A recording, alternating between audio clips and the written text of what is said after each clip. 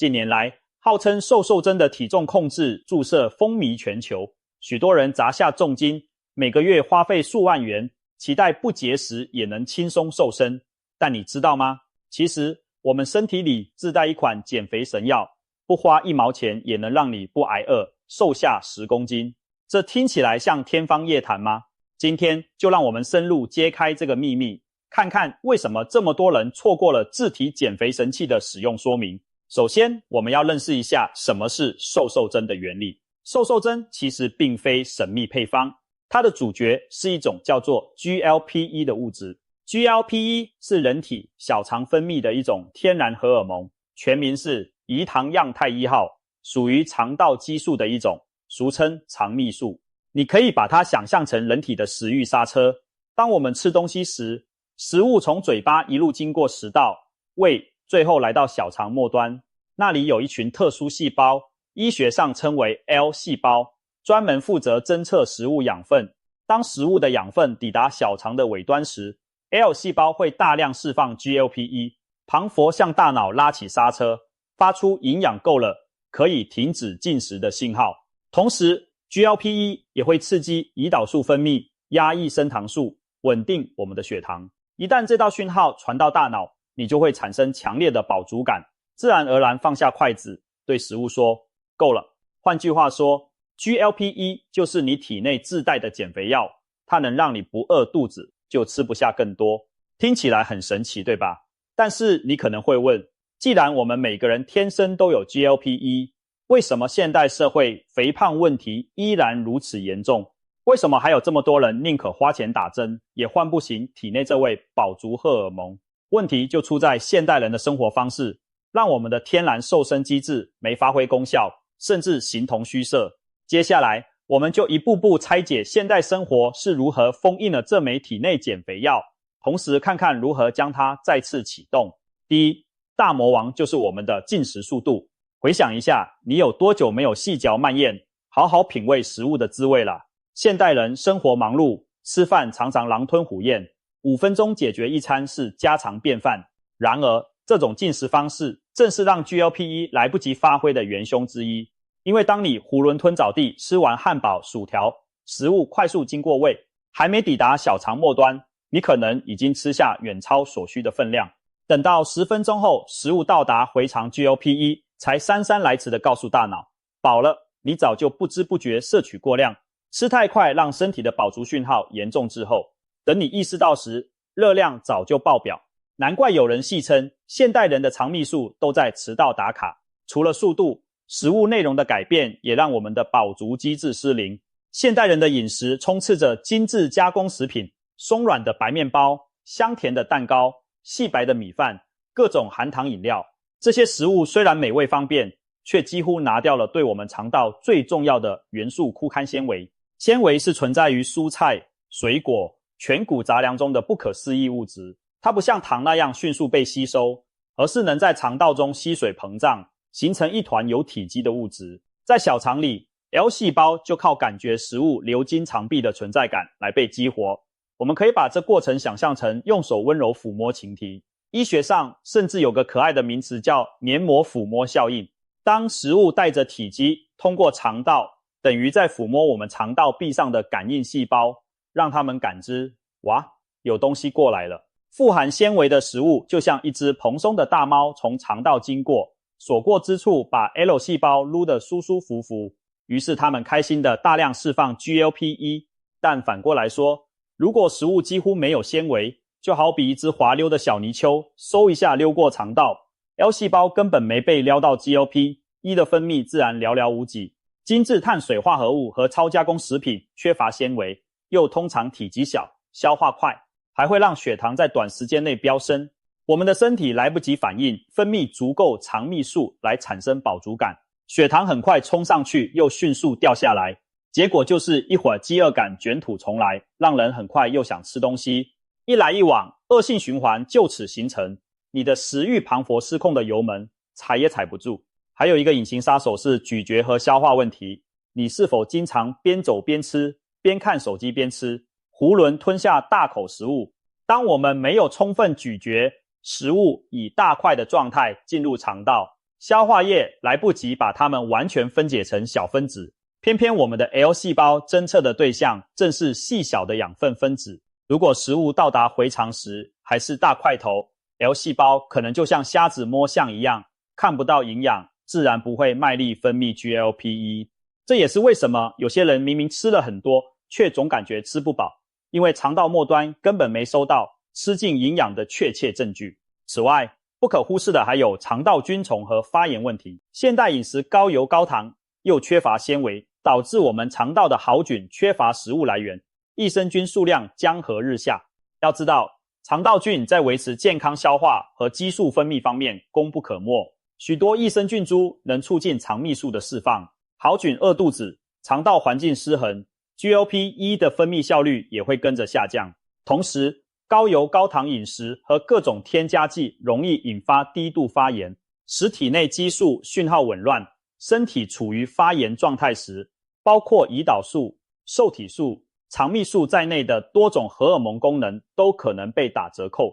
我们的天然瘦瘦针磅礴生锈了一般，无法灵敏地响应血糖和食物的变化。综合以上种种原因，现代人的 GLP-1 系统几乎处于半睡眠状态，吃太快让讯号延迟，精致食物让刺激减弱，不好好咀嚼让传感失灵，肠道菌失衡和发炎又让机制卡卡。于是，尽管你体内藏着这样一枚强大的饱足开关，你却很少真正按下它。我们身处食物丰富的时代，反而活成了最容易饿也最容易胖的样子。听起来是不是有点讽刺？好消息是，既然找出了问题所在，我们就能对症下药，重新启动体内的瘦身神器。不用打针，不花大钱，只要在日常饮食和生活习惯上做出一些调整，你就能像调教惯性赖床的闹钟一样，唤醒沉睡的 GLP-1。以下我们就从饮食内容、进食方式和生活作息3方面，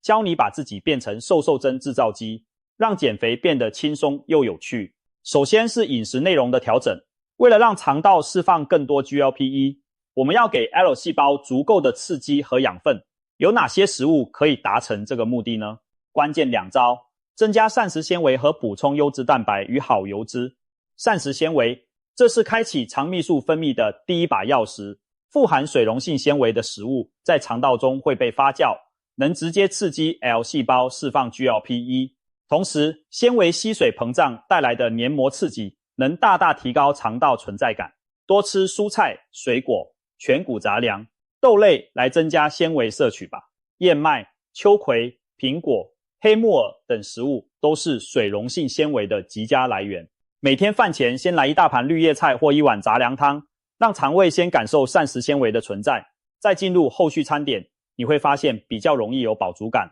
而且餐后血糖也不容易飙升。有人或许担心一开始突然吃很多菜会不习惯，其实肠道环境的改善需要时间，纤维要逐步增加。如果实在难以保证每天吃下几百克的蔬菜水果，也可以利用一些小工具，例如市售的膳食纤维粉，把它加在饮料或食物中作为辅助。重点是每天都要让肠道得到足量的纤维，就像每天给花园浇水施肥，慢慢的好菌增加了，肠道环境健康了， GLP-1 的分泌自然更给力。益生菌既然说到肠道好菌，当然少不了补充益生菌这一项。优格、优酪乳、味噌、泡菜、酸菜等发酵食品都是不错的益生菌来源。益生菌能帮助坏菌退场，好菌繁殖，维持肠道菌丛的多样性。健康的肠道环境有助于我们的神经与内分泌系统协调运作。刚才提到，肠道是人体的第2大脑，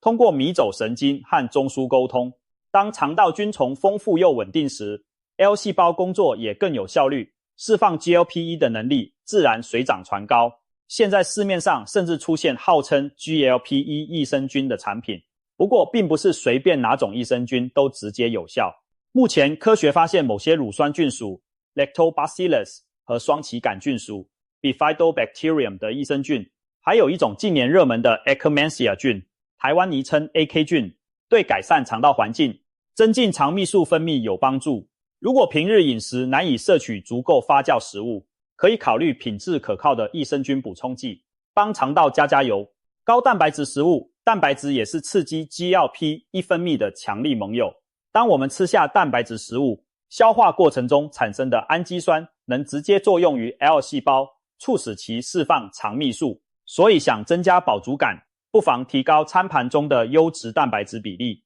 鱼肉、鸡胸肉、瘦牛肉、蛋类、海鲜、豆腐、毛豆、希腊优格等都是不错的选择。特别是早餐摄取足够蛋白质，效果更是明显。有研究发现，高蛋白早餐能让餐后短时间内 GLP-1 分泌量显著上升，比起传统高碳水早餐更能稳定血糖，降低饿感。试想一下，如果早晨吃的是蛋白质丰富的餐点，例如蛋卷加豆浆或者鲔鱼沙拉加上蔬菜水果，你的肠胃从一开始就启动了满满的饱足讯号，一整天暴饮暴食的欲望都会减弱许多。健康脂肪，别害怕脂肪，其实好油对于刺激 GLP-1 也有奇效。研究显示，相较于饱和脂肪，单元不饱和脂肪酸更容易促进 L 细胞释放肠泌素。橄榄油、酪梨、坚果、芝麻等富含单元不饱和脂肪的食物，不仅有益心血管，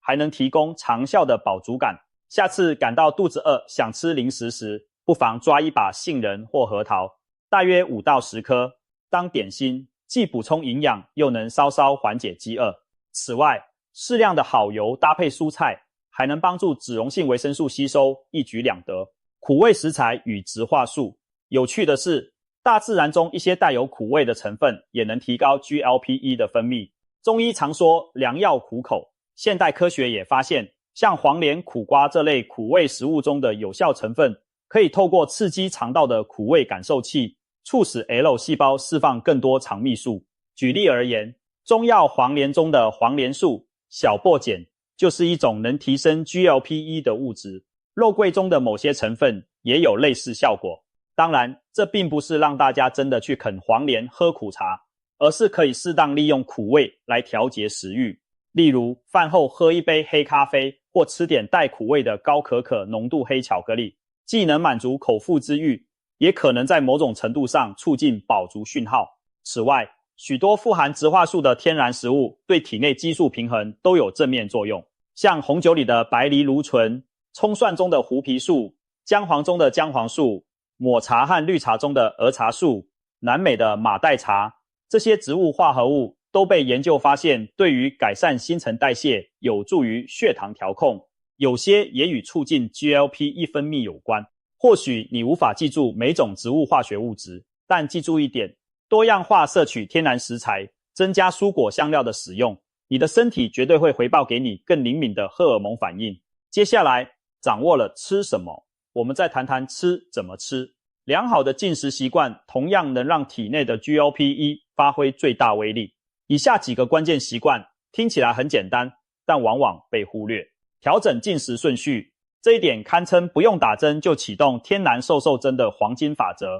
简单说，就是改变你吃饭的顺序。很多人习惯上桌先扒几口饭或面，碳水主食总是第一位，但现在我们要来个颠倒大作战。记住这个顺序口诀，菜肉饭，也就是先吃蔬菜，再吃蛋白质，最后才吃淀粉主食。为什么要这样安排呢？道理其实前面已经埋下伏笔。蔬菜富含纤维，可以优先刺激肠道，蛋白质和适量的脂肪则可以启动肠泌素大量分泌。在这两者的先行作用下，等你最后再吃米饭、面条等碳水时，饱足感讯号已经在路上了，血糖上升也将趋缓。这并非纸上谈兵，医学研究给出了惊人的数据支持。例如，康奈尔大学有研究发现，严格遵循蔬菜、蛋白质、淀粉顺序用餐的人，餐后血糖峰值下降了将近3到4成，胰岛素分泌量也明显减少。换句话说，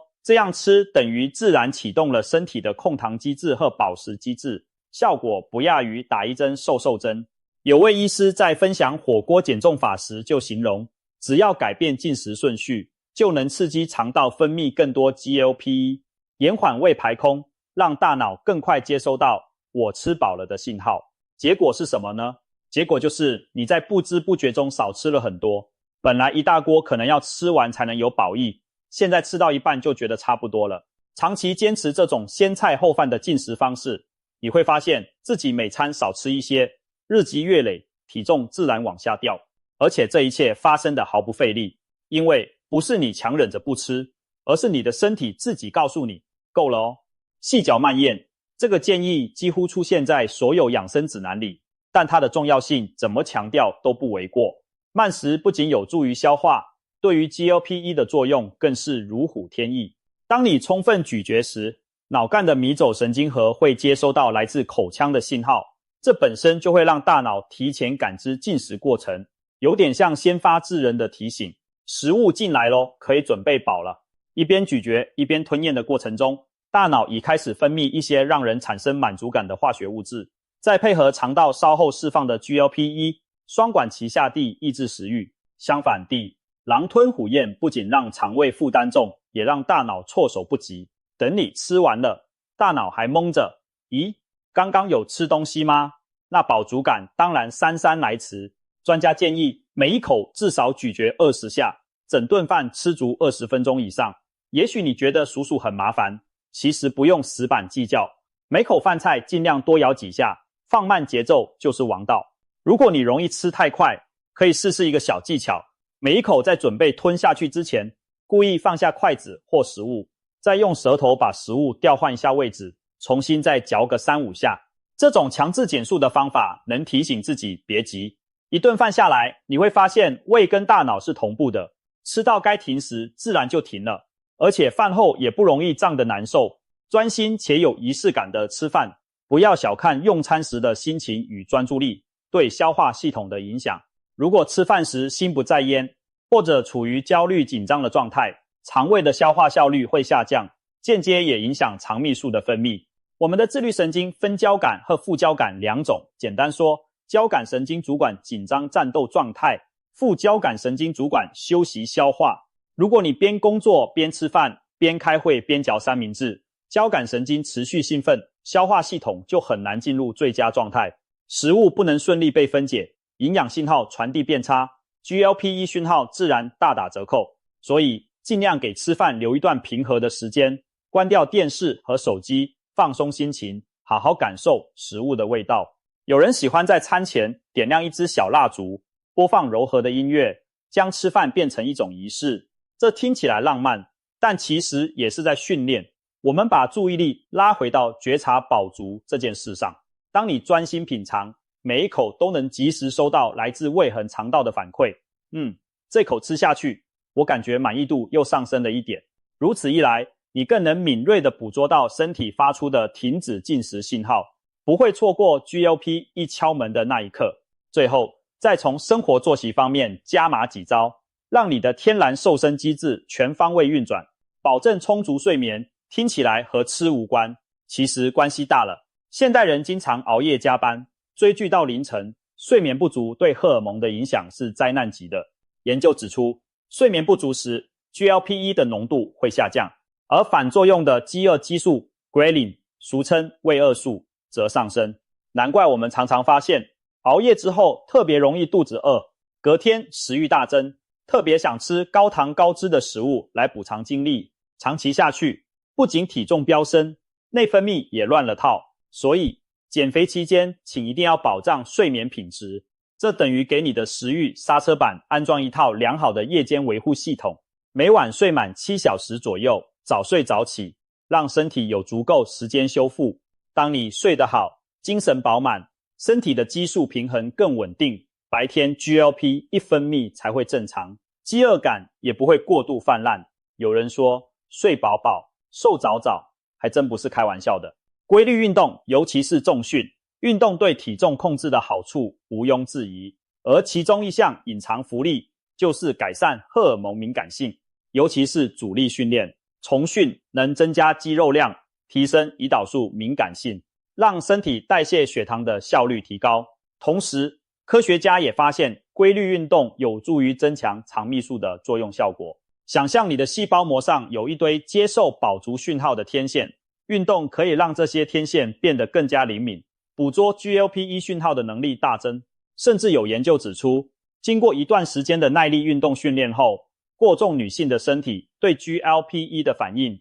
变得更加显著，葡萄糖耐受也改善了。换言之，运动磅礴在帮助我们调校身体的瘦身频道，让相同剂量的 GLP-1 讯号能发挥出更强效果。不仅如此，运动还能带来开心荷尔蒙、多巴胺和血清素的分泌，减少情绪性暴饮暴食的几率。无论是每周几次的重量训练，让肌肉变成烧脂肪的火炉，还是每天快走30分钟，帮助肠胃蠕动，动起来就对了。这会让你的身体环境更加适合减重，也间接强化了 GLP-1 的减肥功效。减压与心态调试。减肥路上，我们常常强调饮食和运动，但其实心理压力也是攸关成败的一环。压力大时，身体会分泌皮质醇等激素，可能影响血糖和食欲，使一些人出现所谓压力性暴食。长期慢性压力甚至会干扰下丘脑和肠道的讯息交流，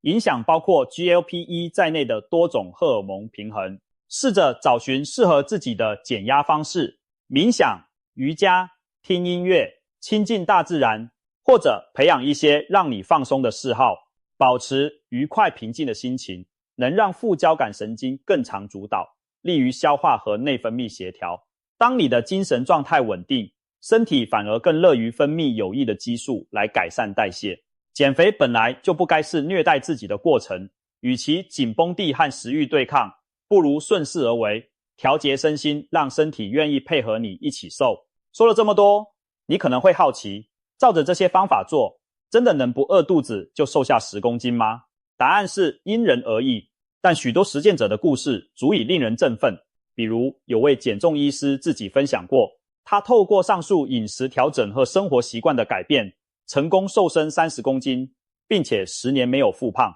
当然，这并非1-2周就达成的速成，而是一种长期维持的生活方式。有些人或许没有那么多体重可以减，但应用这些原则后，反映出身体变健康、体脂率下降、胃口变小等明显改变。他们发现减重不再是痛苦的意志力较量，而变成一种自然而然的结果。当你把身体内在的开关打开，减肥其实顺理成章，水到渠成。相比之下，那些完全依赖瘦针药物的人，往往在停止注射后又恢复暴饮暴食，体重卷土重来。这是因为根本问题生活习惯没有改变，体内的饱食讯号依旧沉睡。一旦药效退去，饥饿感和过往一样猛烈的袭来。所以我们并不是在妖魔化瘦针这类药物，它对某些需要严重减重的人确实是福音，但我们更提倡的是借助它的原理，从源头改善自己的行为模式。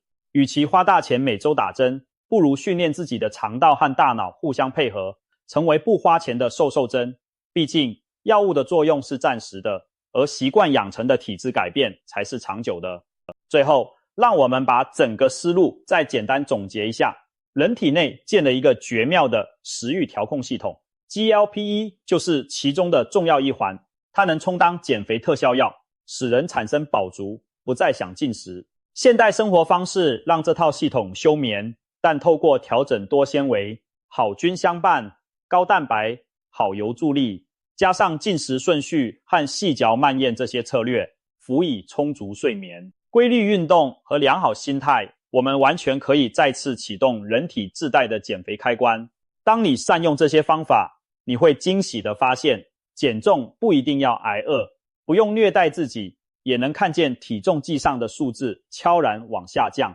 也许一开始变化是缓慢的，但一旦身体适应了新的节奏，你减掉的每1公斤都将更加稳固，不容易反弹。想象未来某天，你站在镜子前，衣服尺寸小了2号，精神状态前所未有的好，而且整个过程你几乎没怎么挨饿。这不是梦，而是很多采用体内瘦针策略的人正在经历的真实人生。所以与其羡慕那些花钱打针迅速瘦身的网红，不如从现在开始尝试唤醒你体内沉睡的力量，给自己一段时间，严格执行我们分享的这些方法，视自己的身体为实验对象，观察那些微妙但确实的变化。或许1周后你会发现饭量变小了，2周后腰围细了一点，1个月后体重计的指针终于往左移。这种成就感将远远超过打针带来的速效，因为你亲手掌控了自己的生理机制，在减肥这条路上，我们并不孤单无助。